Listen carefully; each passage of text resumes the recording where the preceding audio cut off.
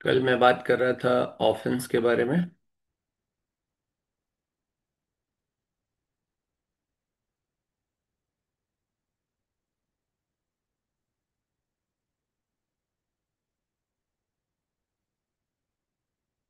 और इसके एलिमेंट्स के बारे में बात कर रहा था।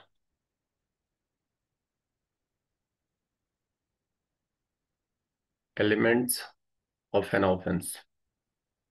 चार एलिमेंट मैंने आपको बताया था। पहला जो है पर्सन है। दूसरा जो है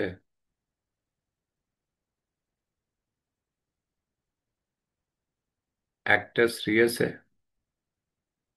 तीसरा जो है वो मेंस रिया है। और आगे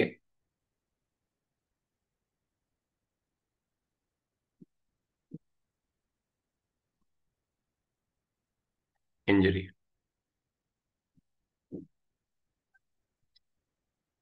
मैंने बताया था कि किसी भी ऑफेंस को कमिट होने के लिए ये चारों एलिमेंट जरूरी है। और यदि ये चारों एलिमेंट किसी भी ऑफेंस में प्रेजेंट है तो ऐसे ऑफेंस को कंप्लीट ऑफेंस बोला जाता है। पूर्ण अपराध बोला जाता है। इसमें यदि एक एलिमेंट माइनस है, वो इंजरी नहीं होती है किसी अपराध में, तो उसे इनकोएट ऑफेंस भी बोला जाता है। या उसे प्रीलिमिनरी ऑफेंस बोला जाता है।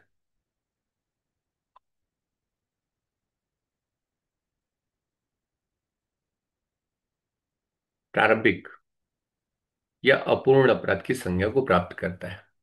और ये कई बार आपसे ये एग्जाम्पल पूछा गया है इसके बारे में कि ये कौन सा ऑफेंस है। तो आपने ये पढ़ा है, ये अटेम्प्ट होता है, ये अबेटमेंट है, और ये क्रिमिनल कॉन्स्पिरेसी है।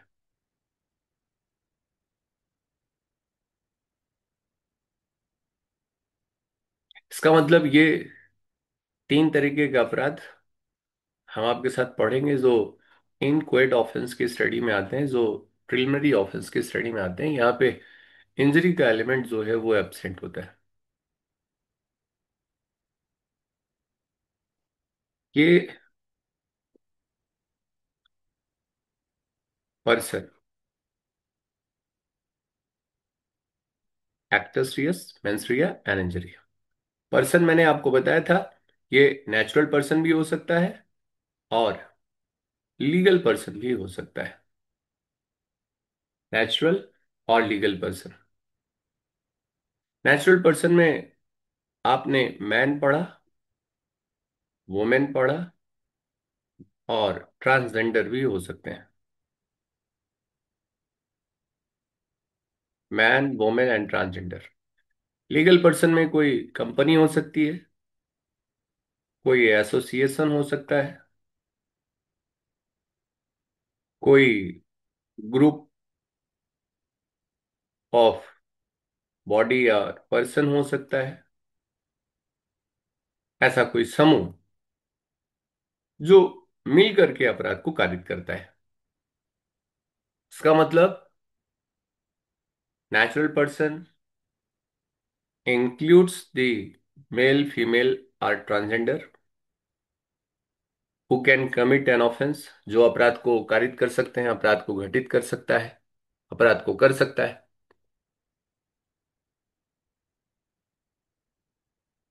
और लीगल पर्सन क्या है?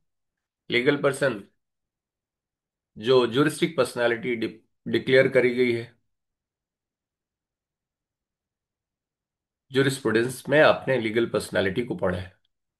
तो लॉ का क्रिएशन है, लॉ ने जैसे डिक्लेयर कर दिया है, जैसे ट्रीट करती है एज अ पर्सन, तो उनके द्वारा भी ऑफेंस को कमिट किया जा सकता है। And actus reus. तो किसी भी अपराध को कारित करने के लिए कार्य की आवश्यकता होती है, कार्य की जरूरत है। और ये एक फ्रेजियोलॉजी है जो एक्टस रियस बनाती है। मैंने आपसे कहा था कि एक्टस रियस अपने आप में दो वर्ड से मिलकर के बना हुआ है। द फर्स्ट वन इज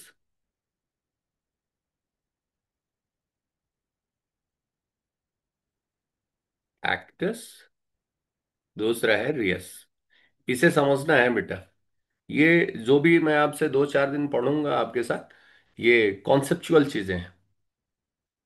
तो एक्टस एक्ट से मिलकर के बना है। रियस जो है वो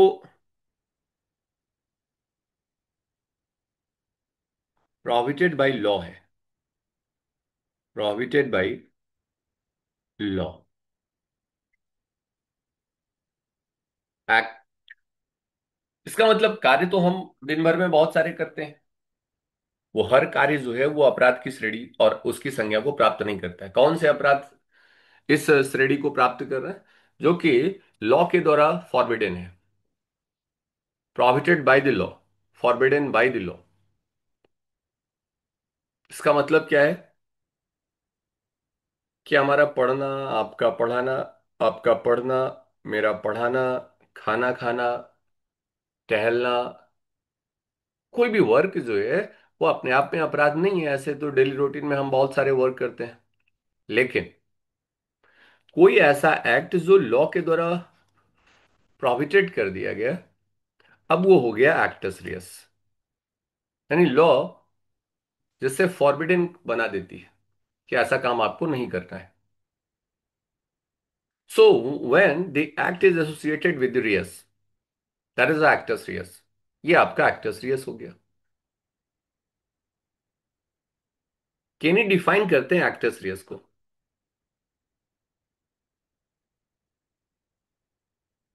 केनी क्या कह रहे हैं एक्टस रियस के बारे में?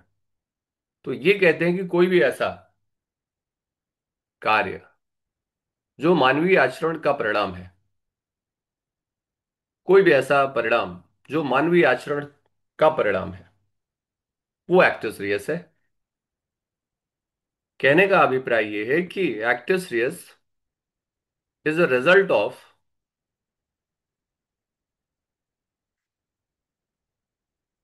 Is a result of human conduct.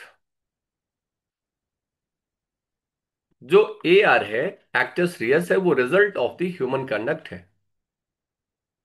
Human conduct मानवीय आचरण का परिणाम है।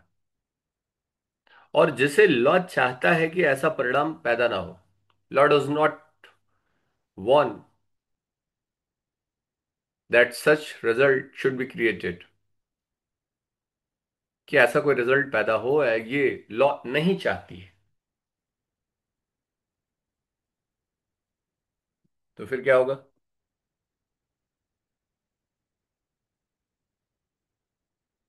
इसका मतलब आपके कार्य का जो भी परिणाम होगा, और लॉ जिसे चाहती है कि वो परिणाम नहीं उत्पन्न होना चाहिए, वो आपका एक्टस रियस होगा।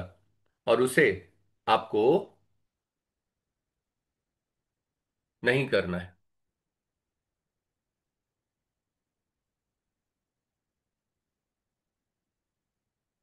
लॉ सीक्स टू प्रिवेंट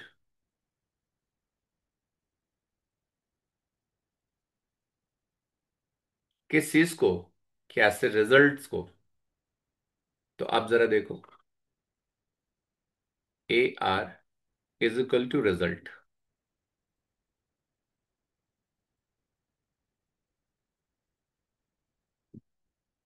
यही है। और ये रिजल्ट किसका है? ये रिजल्ट किसका है? ह्यूमन कंडक्ट का।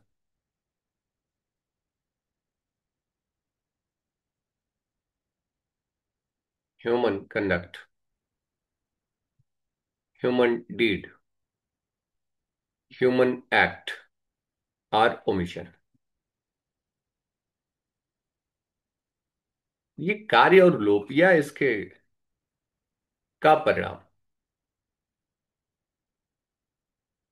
और ये जो रिजल्ट निकल गया, इसे लॉ नहीं चाहती है, उसे प्रिवेंट करना चाहती है। तो ये एक्टस रियस है। ला जो है, ला का जो फोकस है वो इस चीज का है कि ऐसा रिजल्ट ना पैदा हो। ला का फोकस उस एक्टिविटी पे नहीं है कि कौन से कार्य करके, कौन से एक्ट करके, कौन से कंडक्ट करके आपने ऐसा रिजल्ट निकाला है। इस पर उसका फोकस नहीं है। किस बात पर उसका फोकस है? उसका फोकस सिर्फ इस बात पर है कि आप ऐसा परिणाम मत पैदा करें। मैं आपसे जो कह रहा हूं, आप जरा देखो। ए जो है, बी की डेथ कॉज करता है। यहां पे जो डेथ कॉज किया है, वो डेथ कंडक्ट करके किया है। कैसे?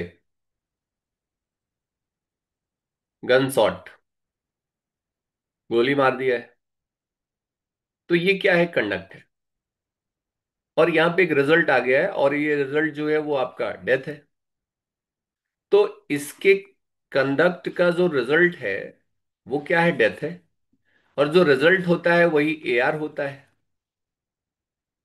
इसका मतलब डेथ जो है वो एक्टस रियस का पार्ट है।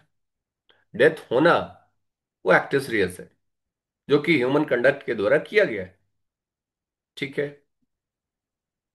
अब ये इसे स्टैब करता है, चाकू से मारता है, फिर भी यहां पे डेथ होती है।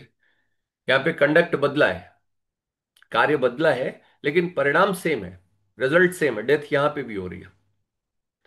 अगेन, ए जो है वो बी को पॉइजन एडमिनिस्टर करता है। यहां कंडक्ट बदल गया, कार्य बदल गया, लेकिन रिजल्ट सेम है। ए जो है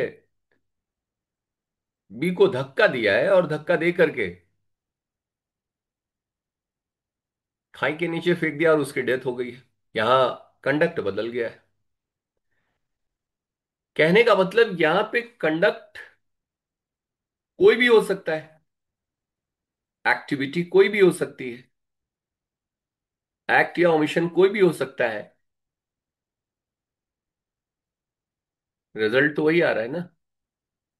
तो कह रहा है कि लॉ जो फोकस करती है वो रिजल्ट पर फोकस करती है, अर्थात ए आर पर फोकस करती है, इस ह्यूमन कंडक्ट और उस डीड पर नहीं करती। भाई, what ever means you have cause such result. आपने चाकू से मारा है तो भी वही धारा लगेगी, गोली से मारा है तो भी वही धारा लगेगी। परिणाम तो सेम कारित किया ना आपने। तो मैंने आपसे कहा कि लॉ जो है वो एक्टस रियस पर, अर्थात उसके रिजल्ट पर फोकस करती है, ना कि उस एक्टिविटी पर फोकस करती है, ना उस एक्ट और ओमिशन पर फोकस करती है जिसके थ्रू ऐसा रिजल्ट आया हुआ है। ला चाहती ही नहीं कि ऐसा रिजल्ट निकले, लेकिन आपने निकाला है, अपने कंडक्ट के थ्रू करा है। अच्छा, तो पहली चीज एक्ट होना चाहिए, और एक्ट जो है वो associated with the forbidden by law होना चाहिए। जैसे ला नहीं चाहता है कि ऐसा परिणाम निकले, फिर भी आपने निकाला है। अभी भी क्रिमिनल लाइबिलिटी को नहीं फिक्स कर पा रहा है। तो कह रहा है कि ये कैसे होना चाहिए? व्हेन इट इज एसोसिएटेड और coincide together with the guilty mind. ये गिल्टी माइंड के साथ किया गया होना चाहिए। माइंड जो है वो गिल्टी होना चाहिए यहां पे, गिल्टी माइंड, दूषित मन होना चाहिए। अदरवाइज रिजल्ट तो बहुत सारे निकल जाते हैं, आपके मानवीय आचरण के थ्रू ही निकल जाते हैं, लेकिन यहां उन्हें लागू नहीं किया जा सकता है। तो फिर सर, तो वो देखा जाएगा। अब एक्ट जो है ये इंक्लूड करता है इलीगल ओमिशन को। कार्य जो है, जो एक्टस रियस में एक्ट पढ़ रहे हो आप, वो इंक्लूड करता है, एक्ट्स इंक्लूड इलीगल ओमिशंस। इसका मतलब कि कार्य जो है वो अवैध लोप को शामिल करता है। यहां दो बातें हैं, एक तो इलीगल और दूसरा है ओमिशन। तो कह रहा है कि कार्य जो है वो इनको भी शामिल करेगा और इनको भी शामिल करेगा। इसका मतलब जो रिजल्ट किसी एक्ट के थ्रू निकला है वो इलीगल ओमिशन से भी निकल जाए तो भी वो अपराध हो सकता है। तो फिर ओमिशन क्या है? ओमिशन का मतलब ये है कि जिस काम को करने के लिए आप लीगली बाउंड हो, जिस काम को करने के लिए आपने लीगली बाउंड हो आप, और उस काम को आपने ओमिट कर दिया, यानी the act for which you are legally bound to do, और आपने उसे ओमिट कर दिया। और आपने जब उसे ओमिट कर दिया तो फिर ऐसा ओमिशन जो है वो इलीगल हो जा रहा है, इलीगल हो जा रहा है।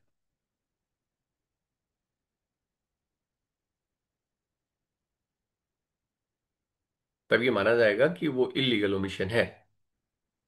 और इलीगल कब होगा? कि आपके द्वारा जो कार्य किया गया वो अवैध तब माना जाएगा जब वो ऑफेंस हो। और दूसरा, जब वो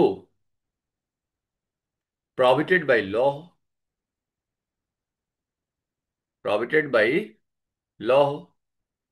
और तीसरा, furnish the ground for, furnishes the grounds for civil action. इसका मतलब ये सिविल मामला है।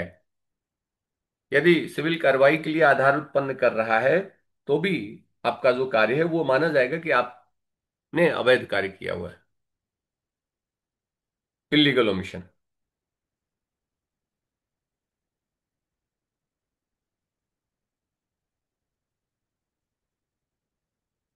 पहला क्या? कोई भी ऐसा कार्य जो अपराध है, कोई भी ऐसा कार्य जो विधि द्वारा प्रसिद्ध है, कोई भी ऐसा कार्य जो विधिक कार्यवाही का आधार उत्पन्न करता है। यदि ऐसा कार्य है तो फिर वह कार्य या ऐसा लोभ वो अवैध माना जाएगा, अवैध माना जाएगा, इलीगल माना जाएगा। अब जरा देखिए, कहने का अभिप्राय सिर्फ ये है कि हर समय जो चीज इलीगल है वो पनिशेबल ही नहीं होती है, अवैध है, अविधिक है,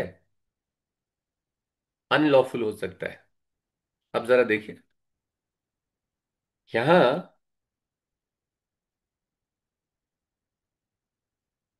ए जो है बी को गोली मार देता है, बी की डेथ हो जाती है। यहां ए ने जो कार्य किया है उसका गोली चलाना ये अवैध कार्य है, इलीगल है। क्यों? क्योंकि इससे क्या हो रहा है? मर्डर। मर्डर क्या है? ऑफेंस। ए ने जो किया है वो एक ऑफेंस किया है। कैसे किया है? गोली चला करके। तो गोली चलाना, इसका जो ये कार्य है वो इलीगल एक्ट है। ए ने बी के घर में चोरी करी है, ये इलीगल एक्ट है। क्यों? क्योंकि उसके इस कार्य से अपराध हो रहा है। ए ने बी को रॉब किया है, लूटा है। यहाँ पे ए का कार्य जो है वो अवैध है, लूटना का अवैध है। क्यों? क्योंकि ये अपराध है, prohibited by law, forbidden by the law. Law ने कोई कार्य प्रसिद्ध किया है, उसको आप कर रहे हो आप, ये भी अपने आप में इलीगल होगा। अब ये प्रोमलगेट कर दिया गया है डिस्ट्रिक्ट मजिस्ट्रेट के द्वारा कि आप घर से बाहर नहीं निकलोगे क्योंकि कर्फ्यू लगा हुआ है। अब जब कर्फ्यू लगा है, प्रोहिबिटेड बाय लॉ है, लॉ इंक्लूड्स, आपने पढ़ा है कि आर्टिकल 13(3)(a) में वहां पे लॉ का मतलब बताया कि कोई भी ऑर्डिनेंस है, कोई भी ऑर्डर है, कोई भी रूल है, कोई बाई लॉज है, कोई रेगुलेशन है, कोई नोटिफिकेशन है।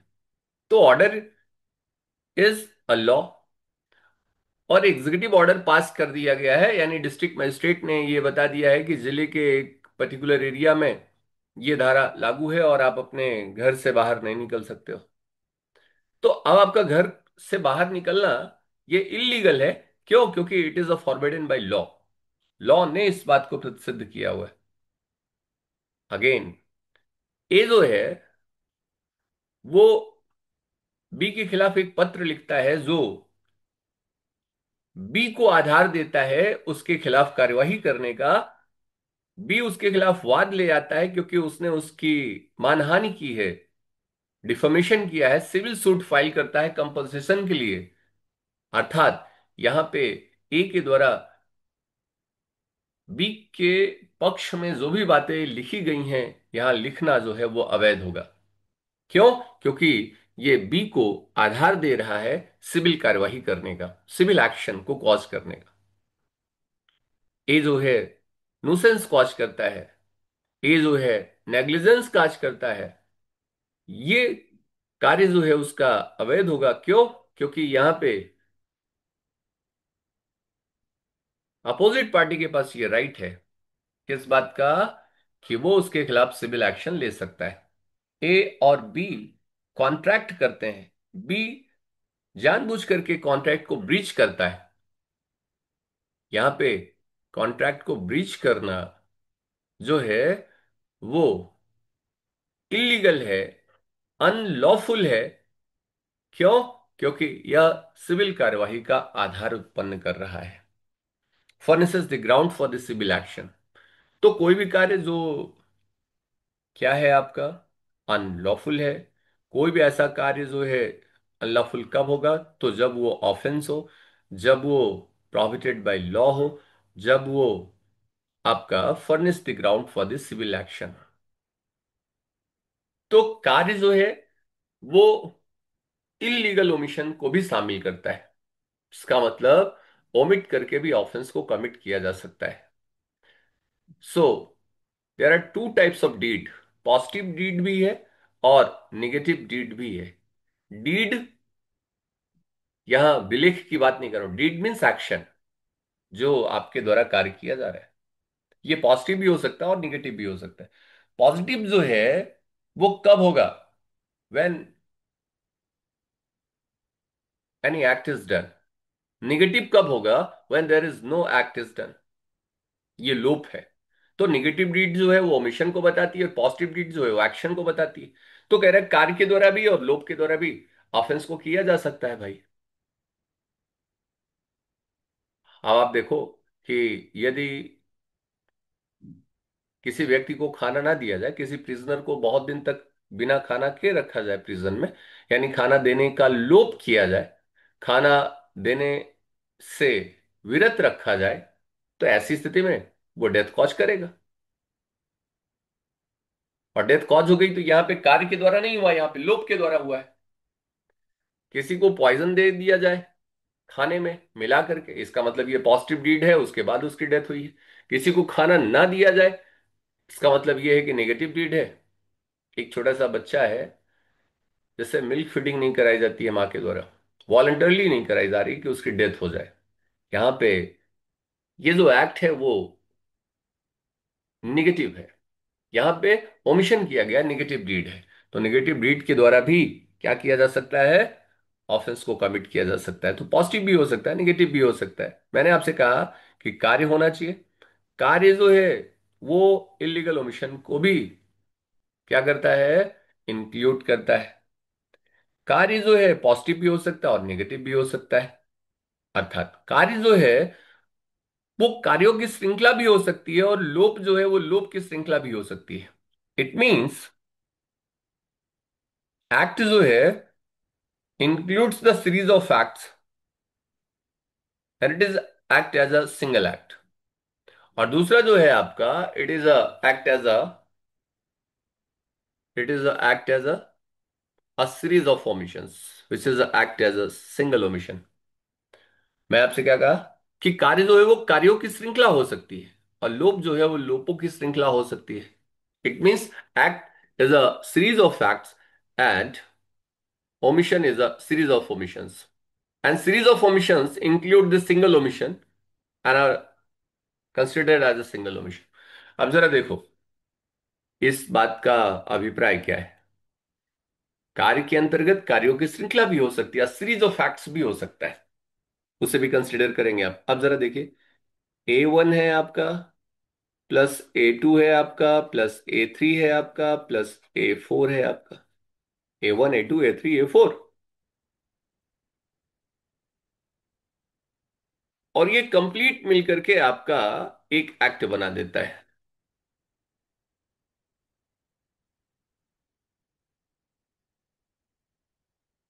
Series of fact.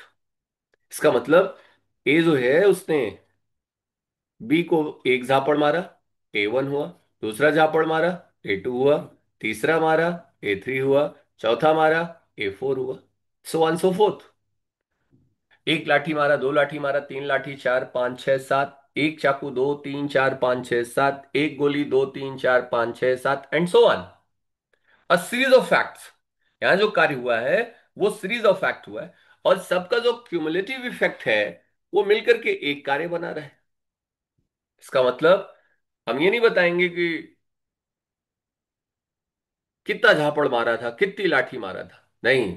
उस कार्य का परिणाम क्या निकला है, एक्टिव सीरियस क्या है, वो हम देखेंगे। जो कि ऐसा जो कार्य हुआ है वो सीरीज ऑफ फैक्ट्स के थ्रू हुआ है, कई कार्यों से मिलकर के हुआ है, सिंगल एक्ट नहीं है, अ सीरीज ऑफ फैक्ट्स है, तो उसे हम सिंगल एक्ट मानेंगे।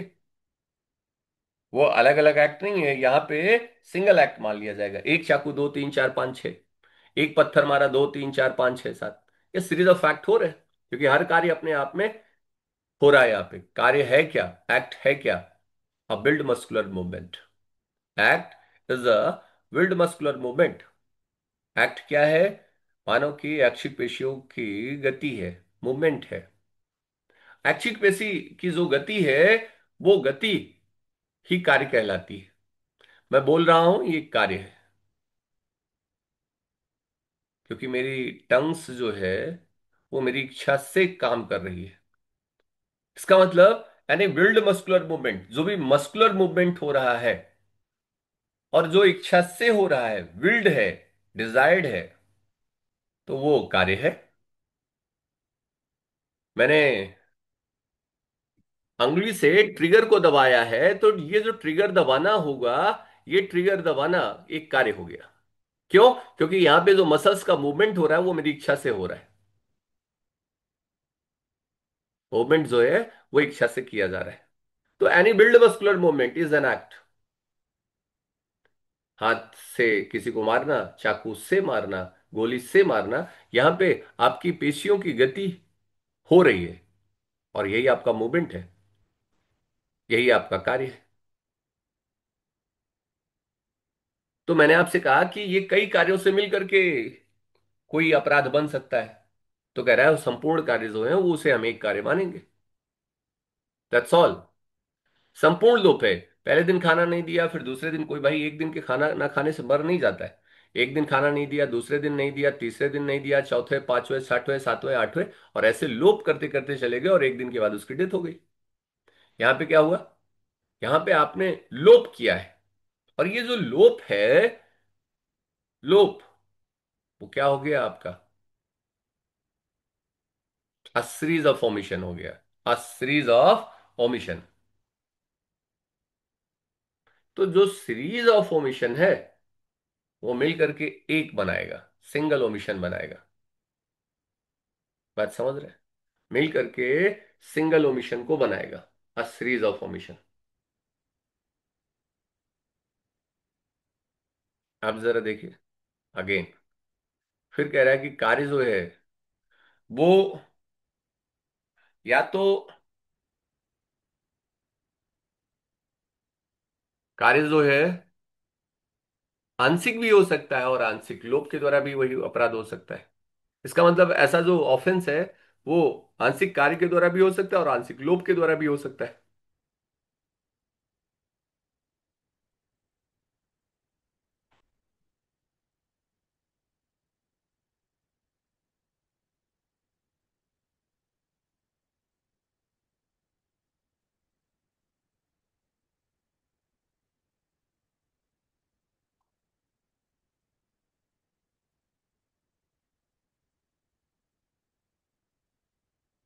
पार्टली एक्ट एंड पार्टली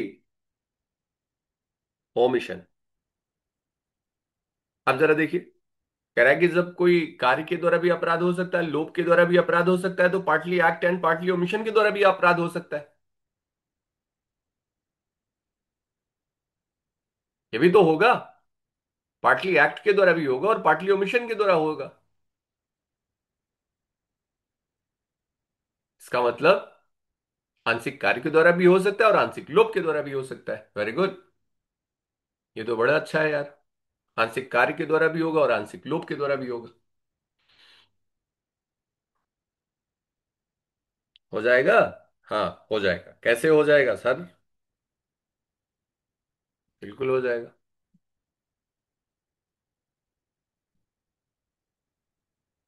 अब आप देखिए, सुबह उसे आप मारते हो मॉर्निंग में, और शाम को उसे आप खाना नहीं देते हो, ओमिशन करते हो आप।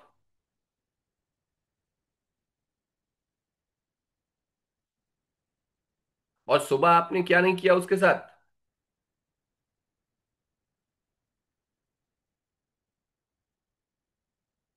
सामान्य व्यवहार नहीं किया, उसे मार रहे हो आप, प्रिजनर है वो। तो यहां पे आप एक्ट कर रहे हो, और यहां पे लोभ कर रहे हो। सुबह के खाने में उसे जहर दे रहे हो और शाम को खाना ही नहीं दे रहे हो। एक तरफ एक्ट कर रहे हो और दूसरी तरफ ओमिशन कर रहे हो, और दोनों का जो क्यूमुलेटिव इफेक्ट है, जो परिणामी प्रभाव है, उसकी वजह से क्या हो जा रही है? डेथ हो जा रही है। यहां ये जो रिजल्ट निकला हुआ है वो पार्टली एक्ट के द्वारा और पार्टली ओमिशन के द्वारा है। मैंने आपसे ये जो बताया कि क्या होना चाहिए, कार्य होना चाहिए। कार्य जो है वो किसको शामिल करता है? ओमिशन को शामिल करता है। ऐसा जो कार्य है वो ओमिशन को भी इंक्लूड करता है। ऐसा जो एक्ट है ये सीरीज ऑफ एक्ट भी हो सकता है। ऐसा जो ओमिशन है वो सीरीज ऑफ ओमिशन भी हो सकता है। Omission, a series of omission. और ऐसा जो एक्ट है, ये एक्ट आपका वॉलंटरली होना चाहिए, ऐच्छिक होना चाहिए। वॉलंटरली, ये कैसा होना चाहिए? स्वैच्छिक होना चाहिए। बहुत अच्छी बात है, स्वैच्छिक होना चाहिए।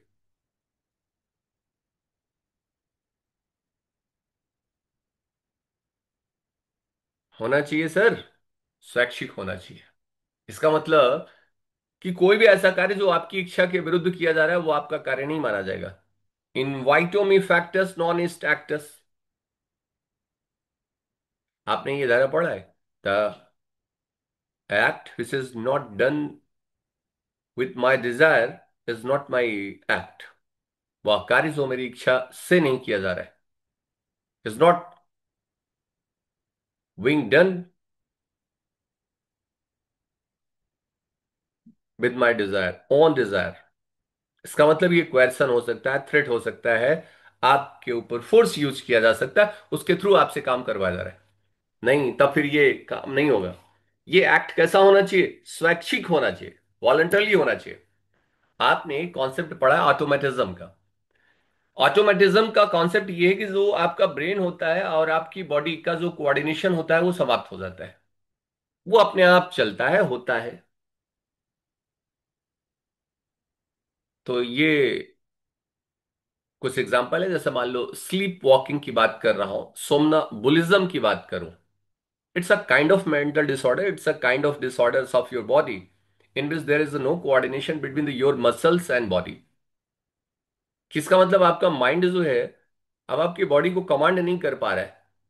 सो during this time when there is no coordination, then you are not responsible for that because your act is not voluntarily or done with voluntarily। तो कार्य स्वैच्छिक होना चाहिए। और इसीलिए देखिए, in the case of intoxication, in the case of insanity, आप liable नहीं हो रहे हो। क्यों? क्योंकि वह कार्य जो है वो आपकी इच्छा से नहीं किया जा रहा है। आपसे ये कहा जाता है फ्यूरोसस फ्यूरर सुई पोनेटर, तीन कॉन्सेप्ट आपने पढ़ा है सेक्शन 22 में आपने। फ्यूरोसस नोला वॉलंटस ईस्ट। फ्यूरियोसस नोला वॉलंटस ईस्ट मीन्स क्या होता है कि जो भी पागल व्यक्ति होता है, इंसेन पर्सन होता है, उसकी अपनी कोई स्वतंत्र इच्छा नहीं होती है। And for or to in order to establish the criminal liability it is a very important you have a free will. आपके पास एक स्वतंत्र इच्छा होनी चाहिए।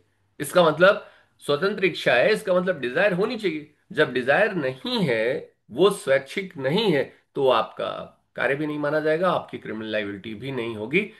एक्सेप्शनल कंडीशन को छोड़ करके, स्ट्रिक्ट लाइबिलिटी को छोड़ करके, जहां पे मेंस्ट्रिया रिस्पॉन्सिबल नहीं होती है, मेंस्ट्रिया इंपॉर्टेंट नहीं है। तो मैं आपसे ये कहना चाह रहा था कि एक्टस रियस एक्ट हुआ, act when they associated with the reus. और ये रियस क्या है आपका? This is a forbidden by law, and this act include the illegal omission. और इलीगल ओमिशन में act include the series of acts. Omission includes the series of omission. Act should be done voluntarily, and act may be partly or omissions may be partly. When combined together, they can constitute an offense. तो कार्य जो है वो क्या हो सकता है? वो कार्य भी आपका क्या हो सकता है? आंशिक हो सकता है कार्य, और आंशिक लोप हो सकता है, और दोनों के द्वारा भी और उसी के परिणाम के द्वारा भी अपराध घटित हो सकता है। इतनी बात जो है वो एक्ट के बारे में है। तो मैंने आपसे क्या कहा कि एक्टस रियस क्या है? Actus reus is a result of the human conduct which law seeks to prevent according to the Kenny in outlines of criminal law में उन्होंने अपनी किताब में ये बताया है, ये चीजों को डिफाइन करा है। एंड अगेन मैंने आपसे कहा कि mere actus reus is not sufficient to impose the criminal liability unless or until it is a coincide together with the guilty minds or a mens rea।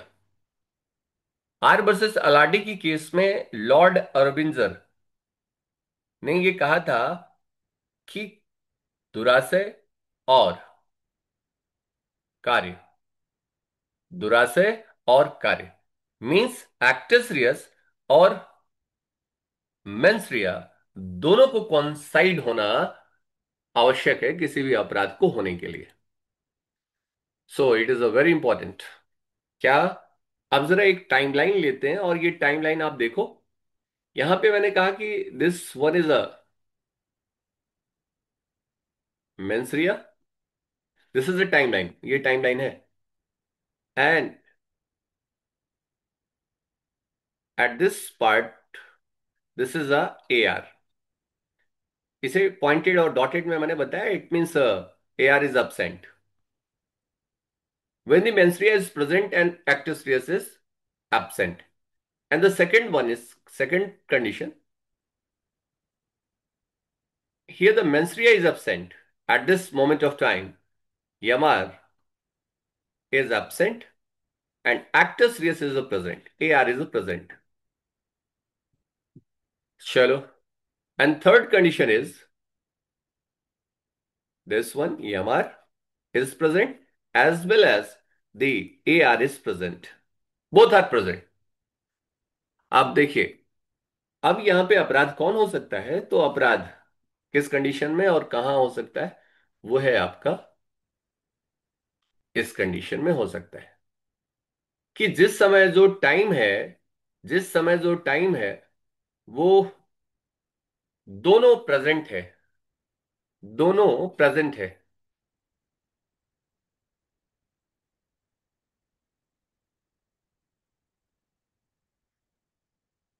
यमआर plus AR. अब यहां पे इस condition में देखिए, ये यमआर है और वहां पे एआर एब्सेंट है, यहां पे अपराध नहीं होगा, नो ऑफेंस। यहां पे यमआर नहीं है, एआर है, तो भी अपराध नहीं होगा। इसका मतलब अपराध होने के लिए यमआर और एआर साथ साथ होने चाहिए, ना उसके पहले ना उसके बाद। इसी को आर वर्सेस अलाडी के केस में लॉर्ड अरविंजर ने कहा है। अरविंजर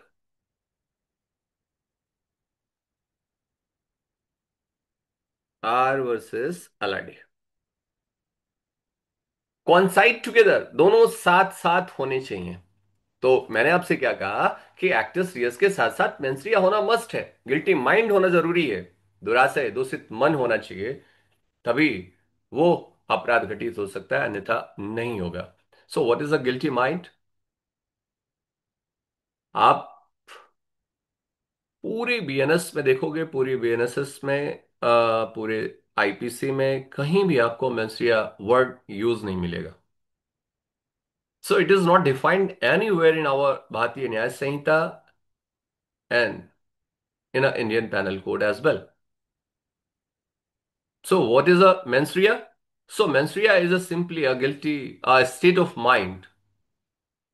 Guilty state of mind. Why it is a necessary? Why it is important? Because guilty minds always begets the guilty conduct. क्योंकि व्यक्ति का जो दूषित मन होता है वो दूषित आचरण को पैदा करता है। जिसके मन में विकृति है वही रिप्रेजेंट होगा, उसी का मैनिफेस्टेशन होगा उसके कंडक्ट के through, by the words, by the actions, by the gestures. It is a manifestation. तो भैया जब तक विचार गलत नहीं होगा तब तक कार्य गलत नहीं होता, और इसीलिए आपके कार्य गलत है जिसका मतलब आपका विचार दूषित है, ऐसा माना जाता है। तो इनिशियली आपको यह पता है कि मेंस्ट्रिया को रिकॉग्नाइज नहीं किया जाता था। Initially there was no any mental element और a state of mind was recognised. तो पहले जो कार्य होते थे वो कैसे हो जाते थे? आपके पैर में राजा है और आपके पैर में ठोकर लग गई है, तो उस पत्थर को देश के बाहर फेंक दिया जाता था, फेंकवा दिया जाता था। आपकी नींद जो है खराब हो गई है किसी मुर्गे की आवाज से, तो फिर उस मुर्गे को कटवा दिया जाता था, मरवा दिया जाता था। किसी गधे के द्वारा जो दूसरे का है वो आपके खेत को यदि वो चर लेता था, ग्रेजिंग हो जाती थी, तो उसके कान कटवा दिए जाते थे। So initially there was no such type of element or a state of mind was recognized in ancient era, but after a time it was recognized that कि भैया कोई भी कार्य जो है वो बिना विचार के नहीं हो सकता है। It means your actions is always guided with your mind. तो कार्य जो किया जा रहा है वो गलत मन से किया जाए तब ठीक है, क्योंकि ऐसे बहुत सारे कार्य हो सकते हैं। तो ये जाकर के 12वीं सेंचुरी तक, 12वीं शताब्दी तक पहुंचते पहुंचते मेंस्ट्रिया को कंसीडर किया जाने लगा कि हाँ मेंटल एलिमेंट्स कुछ हो रहा है। और वहीं पे मैंने आपसे बताया था कि सबसे पहले जो थॉमस एक्विनास का नाम सुना है आप लोगों ने, सेंट अगस्टीन का नाम सुना है। सेंट अगस्टीन ने अपनी प्रीचिंग में एक वर्ड यूज किया था, रियम लिंगुअम। यानी जो एक्टस नॉन फैसिट रियम निसी मेंसिट्रिया का जो ओल्ड वर्जन है, that was that was present in preaching of the Saint Augustine. Saint Augustine or Augustine, whatever you just pronunciate about this, Saint Augustine ने अपनी प्रीचिंग में ये बात बताई थी। ये क्वेश्चन आपसे पूछा गया है हायर लेवल में कि पहली बार मेंस्ट्रिया के बारे में जो ये वर्ड्स है वो किसने दिया था। So before it was invoked by the justice Coke, it was invoked, it was delivered in his preaching, और वो है सेंट अगस्टीन। तो सेंट अगस्टीन ने ये कहा, और उन्हीं की प्रीचिंग की जो बातें थी, उन्होंने कहा कि भैया जब तक किसी का मन दूषित नहीं होगा तब तक कार्य अपराध नहीं होगा। इसी बात को पहली बार जो है जस्टिस कोक ने इन्वोक किया था, और वो वर्ड्स था एक्टस नॉन फेसिट्रियम निसी मेंसिट्रिया, कि कार्य जो है वो अपने आप में अपराध नहीं होता जब तक कि उसे दूषित मन से ना किया जाए। और फॉलोअर वर्सेस पैजेट जो पहली केस थी जिसमें यह बताया गया कि मेंस्ट्रिया का concept, Fowler versus Paget, was the first case when this was invoked, मेंस्ट्रिया। और फिर मेंस्ट्रिया कॉमन लॉ सिस्टम है, कॉमन लॉ प्रिंसिपल है, जजमेंट लॉ है। ये स्टेचुटरी लॉ नहीं है, ये कॉमन लॉ का डेवलप्ड प्रिंसिपल है, common law principal. So this is a common law principal. तो कहा गया कि ये बताइए, जो कॉमन लॉ प्रिंसिपल है, common law principal means, common law principal means judgement law, जो जुडिशरी ने जो है वो तैयार कर रखा हुआ है। तो फिर क्या होगा? तो ये कहा गया भाई कि क्या इस प्रिंसिपल को लागू कर दिया जाए स्टैट्यूटरी लॉ में? तो कहा हाँ, स्टैट्यूटरी लॉ में इसे लागू किया जा सकता है। तो स्टैट्यूटरी लॉ में इसे लागू करने के लिए दो वर्जन फिर से पैदा हुए। दो। एक पहला जो है वो ये कहता है, आर वर्सेस डी रिटजन। उस केस में ये बताया गया कि भाई हर स्टैट्यूट में ये माना जाएगा कि दुरासे का एलिमेंट इन्वॉल्व है। आर वर्सेस डी रिटजन। ये क्या बता रहा है आपका? ये कह रहा है कि हर स्टैट्यूट में, हर लॉ में मेंस रिया के एलिमेंट्स को शामिल मानेंगे, इंक्लूड मानेंगे। So mens rea is included in all definition of an offence. हर अपराध में इसे शामिल माना जाएगा, जब तक कि उस लॉ में एक्सप्रेसली इसे एक्सक्लूड ना कर दिया गया हो। एक्सप्रेसली एक्सक्लूड ना कर दिया गया हो, एक्सप्रेसली एक्सक्लूड ना कर दिया गया हो, नॉट एक्सक्लूडेड एक्सप्रेसली। इसका मतलब हम उसे मानेंगे जब तक कि एक्सप्रेसली ना कह दिया गया हो किसी परिभाषा में और किसी डेफिनेशन में कि यहां पे मेंस्ट्रिया का कोई रोल नहीं होगा। चाहे वो इंस्टीट्यूट में लिखा हो या ना लिखा हो, हम इसे प्रिज्यूम करेंगे कि मेंस्ट्रिया वहां पे शामिल है, जब तक कि उसने एक्सप्रेसली ना मेंशन कर दिया हो कि यहां पे हम मेंटल एलिमेंट्स को कंसीडर नहीं करेंगे। That's all. इसका मतलब ये इनहेरेंट है, इंट्रिंसिक है, एज पर दिस वर्जन। इसके हिसाब से ये इंट्रिंसिक होगा।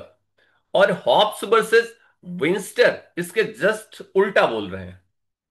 उन्होंने ये कहा कि किसी भी स्टैट्यूट में मेंस्ट्रिया को हम तब तक कंसीडर नहीं करेंगे जब तक कि एक्सप्रेसली उसे इंक्लूड ना किया गया। दोनों में अंतर समझ में आ रहा है? यहां पे जो डेफिनेशन है, उस डेफिनेशन में उसे ऑलरेडी हम मानेंगे जब तक कि उसे एक्सप्रेसली मना ना किया कर दिया गया हो। और यहां पे कह रहे हैं कि हम तब तक नहीं मानेंगे जब तक कि स्पेशली उसे लिखा नहीं गया हो, ये बताना दिया गया हो कि मेंस्ट्रिया को फॉलो किया जाएगा, अन्यथा हम नहीं मानेंगे, मानने वाले नहीं हैं। तो ये दो वर्जन क्रिएट हुआ। डी रटजन का जो केस है उसे फॉलो किया जा रहा है। हमारे यहां भी यही स्थिति है। हमने भी मेंस्ट्रिया वर्ड्स को यूज नहीं किया, लेकिन तीन तरीके से मेंस्ट्रिया को यूज करते हैं, positively, negatively and strict liability के तौर पर। सकारात्मक रूप से, नकारात्मक रूप से, और उसके बाद से आपके स्ट्रिक्ट लाइबिलिटी के तौर पर। देखिए हमारे यहां इस कॉमन लॉ प्रिंसिपल को इनकारपोरेट किया गया है, इंस्टीट्यूट में शामिल माना गया है, डी रटजन के कॉन्सेप्ट्स को इनकारपोरेट करा गया है। और इनसे रिलेटेड जो केसेस हैं आपकी, आपसे पूछा जाता है कि मेंस्ट्रिया से रिलेटेड जो पहली केस है वो कौन सी है, तो फॉलर वर्सेस पैजेट की केस है।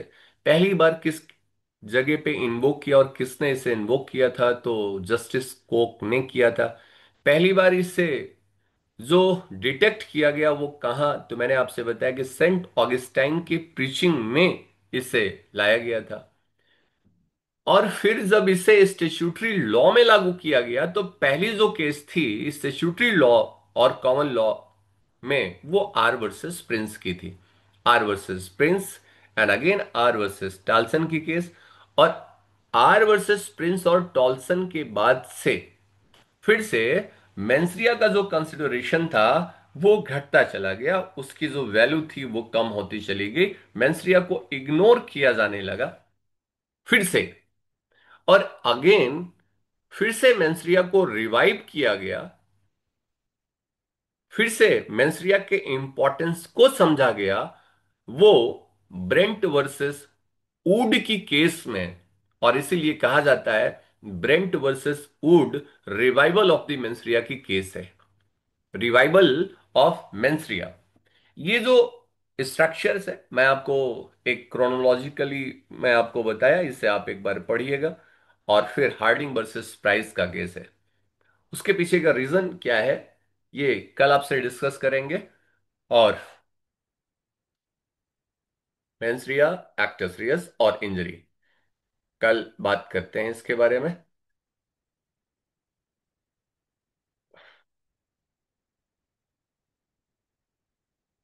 आप बताइए, आपके पास यदि कोई